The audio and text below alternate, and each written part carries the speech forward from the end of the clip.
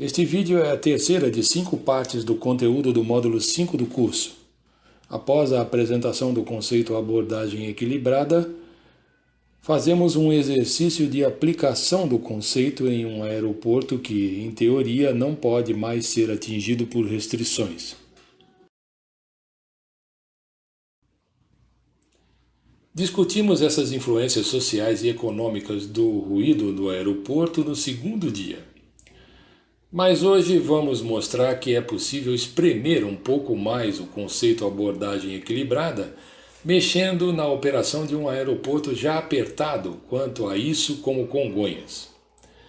Vamos apresentar agora um estudo realizado para o meu doutorado e publicado no final de 2015 no periódico Applied Acoustics.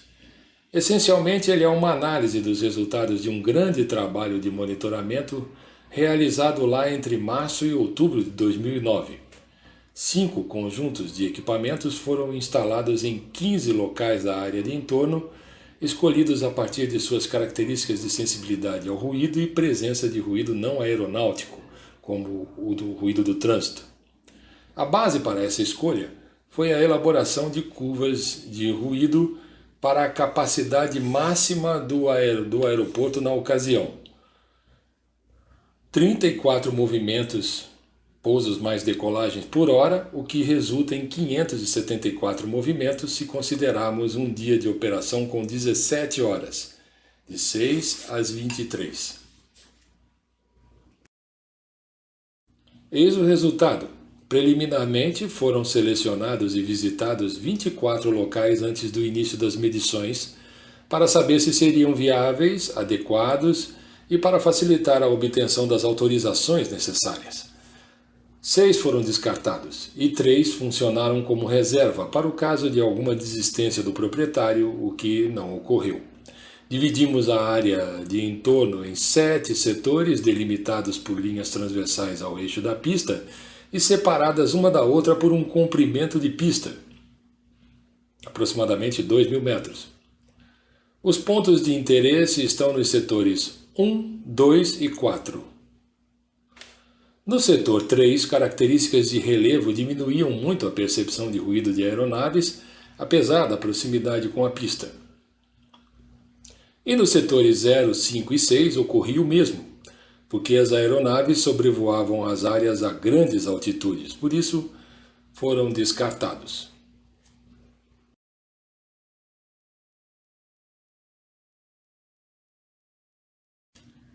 Em 2009, a situação operacional de Congonhas não era muito diferente do que é hoje. Ele segue operando muito próximo da sua capacidade máxima e com as aeronaves mais silenciosas possíveis, sem modificações de frota, mesmo depois de passado tanto tempo. Entretanto, em relação a veículos terrestres, a situação da cidade e da região metropolitana mudou muito quanto à emissão de ruído. Carros e motos estavam sendo financiados a perder de vista, enquanto o transporte coletivo subia de preço. Isso permitiu que uma pessoa que tomava 2 conduções para trabalhar e mais 2 para voltar para casa acabasse pagando menos pela mensalidade de uma moto nova, mais o combustível necessário para rodar por um mês. Entre 2002 e 2010, a frota de automóveis e utilitários dobrou de tamanho, mas a de motos foi multiplicada por 5. Uma motocicleta de 125 cilindradas nova pode, por lei, emitir o dobro de ruído que um carro, nominalmente.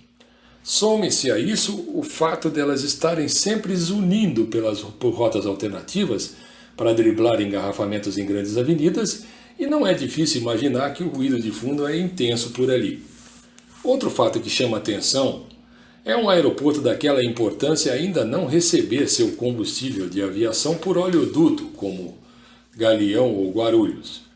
Carretas imensas completam os reservatórios do aeroporto diariamente durante as madrugadas, atravessando as áreas residenciais adjacentes. As consequências dessa bagunça de circunstâncias desfavoráveis podem ser observadas nos resultados de monitoramento de ruído.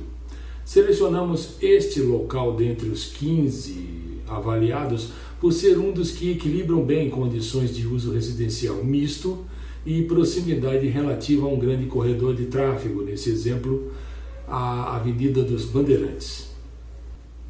O slide apresenta as médias em decibéis do ruído total do ambiente tomadas a cada 60 minutos, comparativamente ao que seria observado se o aeroporto não estivesse funcionando.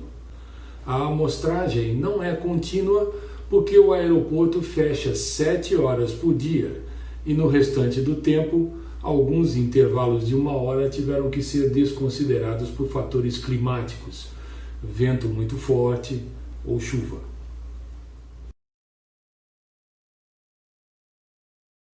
Percebe-se que as diferenças entre o ruído total e o de fundo são na maioria dos intervalos inferiores a 5 dBA e, segundo a norma 10.151, insuficientes para produzir tendências de intolerância ao ruído de interesse na maioria das pessoas expostas. De fato, a população residente no entorno, particularmente as que moram em Moema, Jabaquara, Itaim-Bibi e Jardins, não manifestam interesse em fechar o aeroporto completamente. Muitas delas provavelmente fazem uso do aeroporto para trabalhar. O que a maioria pleiteia é apenas mais 1 hora de fechamento pela manhã, com o início das operações às 7. Observa-se também que, com ou sem o aeroporto, o nível de ruído ambiente dificilmente permanece abaixo do que a norma 10.151 estabelece, e que tem força de lei graças à resolução 0490 do CONAMA. Em áreas de uso residencial misto, os limites de ruído total são 55 dBA no período diurno e 50 dBA no período noturno.